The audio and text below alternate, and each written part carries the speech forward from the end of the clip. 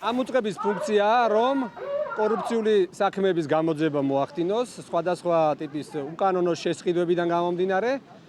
აქედან გამომდინარე, ეს უწყება ამ ფუნქციას არ ასრულებს. ჩვენ აქ მოვიტანეთ უამრავი საქმე, სადაც ჩანს სახელმწიფო თანამდებობის პირების, მასთან დაახლოებული პირების მიერ კორუფციულ შესყიდვებში მონაწილეობა, თუმცა ეს საქმეები ამათვის მიმართეს ამ უწყებას არ გამოუძიებიათ. ცალკე არასაჯაროებენ სახელმწიფო მოხელეების დეკლარაციებს და ამით ცდილობენ დამალონ ის ქონება ამ ადამიანების და ეს კორუფციული სქემები, რაშიც არის ყველა ჩართული.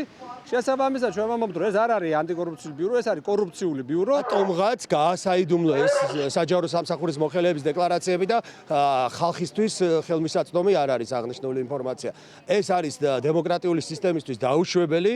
ვითხოვთ რა თქმა უნდა ყველა დეკლარაციის გასაჯაროებას, რომ მოქალაქეებმა ნახონ ვის რა ქონება აქვს შეძენილი, მაგრამ რა თქმა უნდა ესენი ხელს დააფარებენ, იმიტომ რომ იმდენად ისეთი დიდი რაოდენობით არსებობს საჯარო სამსახურის მოხელეები, რომლებიც უკანონოდ გამდიდრდნენ, რა თქმა უნდა ამ ხელისუფლების პირობებში ის ინფორმაცია ხელმისაწვდომი არ იქნება. ჩვენ მაისიდან გვესმის ამ ხელისუფლების მხრიდან გამჭვირვალობა თუთიყუშებივით იმეორებდნენ რუსული კანონის მიღების დროს და შემდეგ ისე მოხდა, რომ რაც გამჭვირვალე იყო სახელმწიფოში, ისიც ჩაკეტეს და ისიც დამალეს.